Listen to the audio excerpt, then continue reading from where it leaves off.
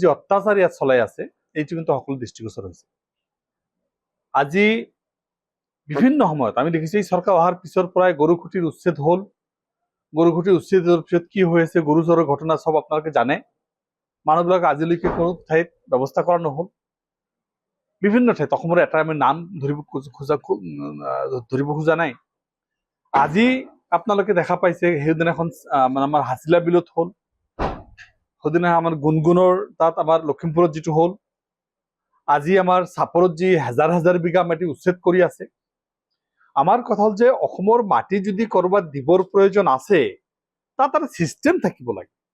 এনেকুৱা স্বৈৰাচাৰীভাৱে, অমানৱিকভাৱে, অসাংবিধানিকভাৱে মানে আনকনষ্টিটিউচনেল, ইললিগেল আৰু আমাৰ ইনহিউমেন ৱে যি হিচাপত মানে ইভিকশ্যন চলি আছে, উচ্ছেদ চলি আছে, এই উচ্ছেদ প্ৰক্ৰিয়াত আমি সৰ্বভাৰতীয় সংযুক্ত গণতান্ত্ৰিক মৰ্চাই তীব্ৰ ভাষাৰে আমি এইটো কণ্ডেম কৰিছো, ষ্ট্ৰংলি কণ্ডেম কৰিছো। ইয়া inhuman, illegal, unconstitutional, totally violation of national justice. এই কাৰণে ন্যাশনাল জাস্টিস ভায়োলেশন হৈছে এখন কল্যাণকামী ৰাজ্যৰ বাবে নাগৰিকৰ সুৰক্ষা দিয়া, নাগৰিকৰ বাসস্থান দিয়া, নাগৰিকৰ খাদ্যৰ ব্যৱস্থা চৰকাৰৰ কৰ্তব্য। কিন্তু এই চৰকাৰে যেনেকে আজিৰ দিনত উচ্ছেদ কৰি আছে, আপোনাৰ দেখা পাইছে চাপৰত আমাৰ যি উচ্ছেদ চলি আছে বিলাসীপাৰাত, এই উচ্ছেদ তাত মেডিমাটাৰ মাটিও আছে, একশনীয়া মাটিও আছে, খাস মাটিও আছে। কিন্তু সেইখিনি মানুহ বুজনি দি যিখিনি মেডিপাট্টাৰ মাটি আছে সেই মানুহখিনিক মাটিখিনি কেনেকে ল'ব, তেখেতসকলৰ ভেলুৱেশ্যন ফিক্স হৈছে নে নাই, নটিফিকেশ্যন হৈছে নে নাই, তেখেতসকলৰ ভেলুৱেশ্যনটো ফিক্স কৰি তেখেতসকলৰ ব্যৱস্থা কৰা হৈছে নে নাই, যিখিনি মানুহ তাত আছে তাত বেলেগ জেগাত দিয়াৰ আগত তাৰ কিবা ব্যৱস্থা কৰা হৈছে নে নাই, তেখেতক কোনো ধৰণৰ বিকল্প থকাৰ ব্যৱস্থা কৰি দিয়া হৈছে নে নাই। হয়, চৰকাৰৰ অজস্ৰ খালী মাটি আছে, কৰবাৰ মাটি তেখেতসকলক অলপ অলপকৈ এক পোৱাকে দি হলেওতো কৰিব পাৰি। সিদিনাখন মুখ্যমন্ত্ৰী কৈছে য'ত বাংলাদেশী থাকে তাত উচ্ছেদ হবই। মুখ্যমন্ত্ৰী ইষ্টাব্লিছ কৰিব পাৰিছে বাংলাদেশী বুলি। সিদিনা আপুনি যিকেইটা বাংলাদেশত পঠালে সেইকেইটা কি হ'ল? সেইকেইটা আজিৰ দিনত ক'ত? আপোনাৰ পুছবেক পলিচি ক'ত গ'ল? আপুনি অকল বাহবা লোৱাৰ যিটো ব্যৱস্থা, পেপাৰৰ হেডলাইন, নেশ্যনেল মিডিয়াৰ হেডলাইন দখল কৰাৰ যিটো ব্যৱস্থা, এই ব্যৱস্থাই কিন্তু অসমৰ জাতীয় জীৱন শেষ কৰি আছে। আজি অকল মাইনৰিটি মানুহৰ নহয়, আজি কাৰ্বি আংলঙৰ জনজাতি মানুহৰ ভূমি কেনেকে ল'ব বিচৰা হৈছে, কাক দিব বিচাৰিছে মাটিখিনি। আজি আমাৰ কি কয় যিটো কোকৰাঝাৰৰ যিটো মাটি, ৰামদেৱক মাটি দিব পাৰি, আদানীক দিব পাৰি, আম্বানীক দিব পাৰি। অসমৰ হাৰে হিমুজ অসমীয়া মানুহক যুগে যুগে ইয়াত থকা ইয়াৰ নাগৰিকক উচ্ছেদ কৰি তেখেতসকলক মাটি দিব লাগিব। কাৰ স্বাৰ্থত কাক সন্তুষ্ট কৰিব থাকিব বিচৰা হৈছে? মানুহৰ এক পোৱা মাটি, খাস মাটিত নদীভংগ মানুহখিনি তাত যদি খাস মাটিত কৰবাত আছে তেখেতসকলক উচ্ছেদ কৰিব লাগিব। তেখেতসকলক ঘৈণীয়েকবিলাকৰ নামত কিন্তু অবাধে মাটি ল'ব পাৰি, অবাধ সম্পত্তি কৰিব পাৰি তেখেতসকলে। এইটোত কোনো আপত্তি নাই, এইটোত কোনো আইন নাথাকে, এইটোত ল্যান্ড পলিচি কাম নকৰে।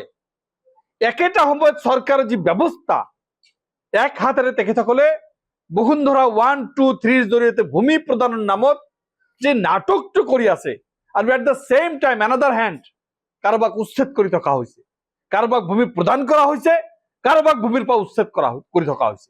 আৰু এই ভূমিখিনি আদানী আম্বানী গতাই দিয়াৰ যিটো ব্যৱস্থা, আমি এই বস্তুটোক আমি তীব্ৰভাৱে গৰিহণা দিছো। আজি আমি ভয় কৰি আছো, সেইখিনি ঠাইলৈ আমি যাবৰ কাৰণে ভয় কৰি আছো। কিহৰ কাৰণে ভয় কৰি আছো?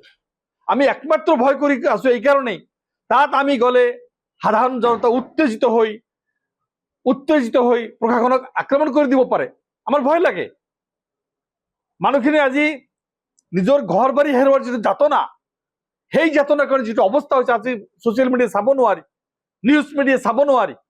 এনেকুৱা অৱস্থাত চৰকাৰে যে এটা মানে সেডিস্টিক প্লিজাৰ, পৈশাচিক শান্তি লবি আছে, চৰকাৰে নিশ্চয় অনুধাৱন কৰিব লাগে।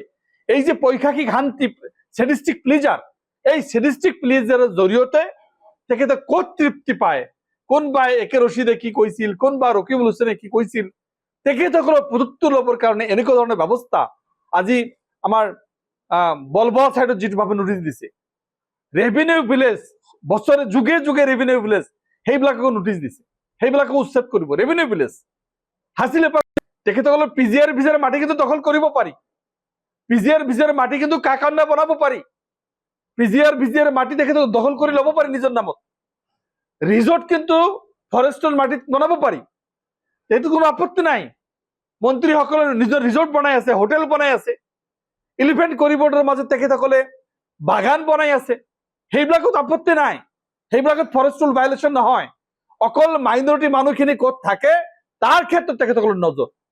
আজি আমি এটা কথাই ক'ব বিচাৰিছো, ল্যান্ড পলিচি 2019 যেটো লোৱা হৈছে, অসম চৰকাৰ জৰিয়তে এই ল্যান্ড পলিচিৰ জৰিয়তে অসমৰ ল্যান্ড বেলেগক গতাই দিয়াৰ যিটো ব্যৱস্থা, আজি কাৰ্বি আংলঙৰ মাটি আদানীক দিয়া হৈছে। কাৰ্বি আংলঙৰ 6 আণ্ডাৰত নহয় নেকি? ট্ৰাইবেল বেল্ট এণ্ড ব্লক নহয় নেকি? আদানী কেতিয়াৰ পৰা ট্ৰাইবেল হ'ল? আম্বানী কেতিয়াৰ পৰা ট্ৰাইবেল হ'ল? ৰামদেৱ কেতিয়াৰ পৰা ট্ৰাইবেল হ'ল? আজি কিন্তু এই সকলো বস্তু আমাৰ অসমৰ মানুহে চাই আছে। আমি আমাৰ AIUDFৰ ফালৰ পৰা আমি তীব্ৰভাৱে গৰিহণা দিছো। মুখ্যমন্ত্ৰী যদি ন্যূনতম মানে লয়েষ্ট যদি আজি তেখেতৰ এটা চিন্তাধাৰা থাকে, সুপ্ৰিম কোৰ্টৰ নিৰ্দেশনা মানি এই মানুহখিনিক এটা বিকল্প ব্যৱস্থা ইমিডিয়েট কৰিব লাগে। আদাৰৱাইজ অসমৰ ৰাইজে কিন্তু চাই আছে যে এইটো তেখেতে কি কৰি আছে, কি কৰিব বিচাৰি আছে। মোৰ এটা ব্যক্তিগত বোধ হৈছে যে আজি এনেকুৱা উচ্ছেদৰ জৰিয়তে আগৰবাৰ কেতিয়াবা বিভিন্ন সময়ত বিভিন্নভাৱে ৰাজনীতি কৰে, এইবাৰৰ তেখেত 26ত নিৰ্বাচনটো এইবিলাকৰ হিন্দু মুছলিম গৰু গাহৰি মাটি উচ্ছেদ, মই মানে কি কয় বিপি চলিহাৰ পিছত ময়ে মুখ্যমন্ত্ৰী যি এইবিলাক কৰিছো, এনেকুৱা ধৰণৰ এটা নতুন নাটক যেটো আমি ব্ৰিটিছে কৰিছিলে, ল্যান্ড আমাৰ যেটো লাইন পথা কৰিছিলে, আজি ঠিক একেটা অৱস্থায় এইজনে অঘোষিত এটা লাইন পথা কৰিব বিচাৰিছে, এটা বিভেদৰ ৰাজনীতি ইয়াত কৰিব বিচাৰিছে। আমি কিন্তু সৰ্বভাৰতীয় সংযুক্ত গণতান্ত্ৰিক মৰ্চাই এই সকলো বস্তুক আমি কণ্ডেম কৰিছো।